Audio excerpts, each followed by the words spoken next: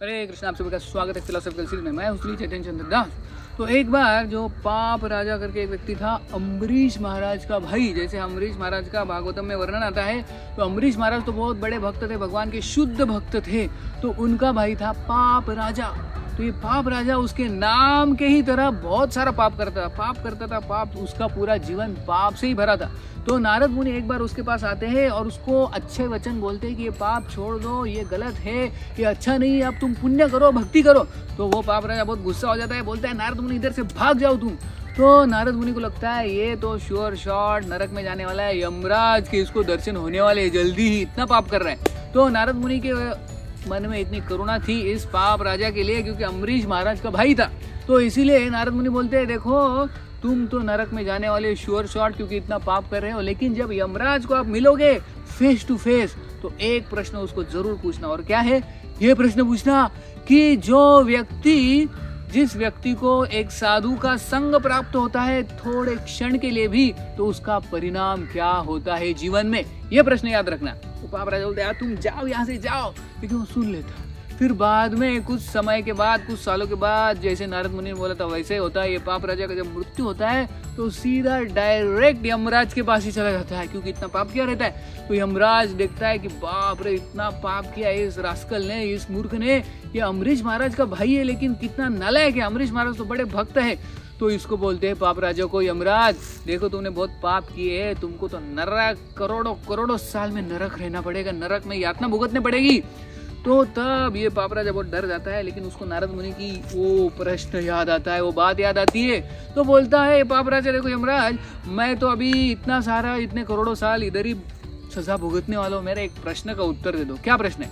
प्रश्न ऐसा है कि जिसको साधु का संग मिलता है थोड़े क्षण के लिए, उसका क्या परिणाम होता है जीवन में? तो यमराज बोलते अरे ये तो बहुत कठिन प्रश्न है।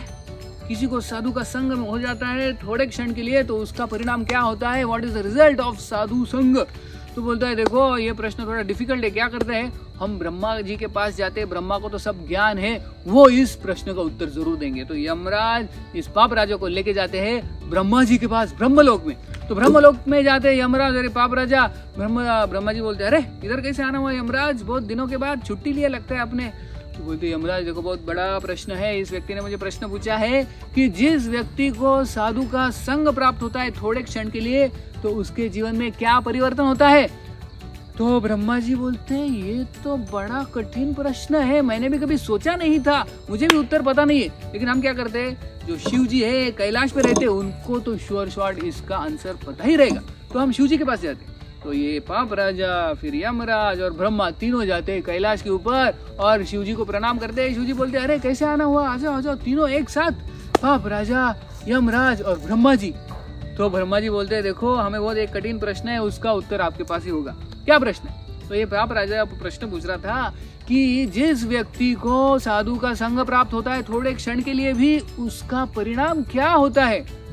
तो शिव जी भी सोचने लगे अरे ये तो मैंने कभी सोचा ही नहीं, बड़ा कठिन प्रश्न है। तो बोलते हैं ठीक है, क्या करते हैं हम जाते हैं वैकुंठ में ही जाते हैं, उधर जो विष्णु है उनको ही पूछ लेते हैं इसका आंसर क्या है, उनको तो श्योर शॉट पता रहेगा। तो फिर ये ब्रह्मा, शिव जी, यमराज और ये पाप राजा ये जाते हैं वैकुंठ में विष्णु के पास, और विष्णु खुश हो जाते, बोले आ जाओ क्या होगा, इधर वैकुंठ में कैसे आना हुआ? तो बोलते हैं ये पाप राजा का बड़ा कठिन प्रश्न है, उसका उत्तर चाहिए हमें भगवान। तो बोलते क्या प्रश्न है? तो प्रश्न ऐसा है कि जिस व्यक्ति को थोड़ा भी भक्तों का संग या साधु का संग होता है तो उसका परिणाम क्या है? तो विष्णु जी मुस्कुराते हैं और बोलते इसका परिणाम क्या है?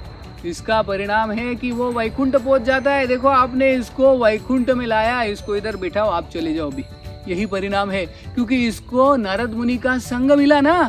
तो देखो आप सब लोग, ब्रह्मा, शिव जी और यमराज इसको एस्कॉर्ट करते हुए वैकुंठ में लाए, इसको इधर ही छोड़ दो, यही परिणाम है। डायरेक्ट आपको प्रैक्टिकल देखने को मिला ना।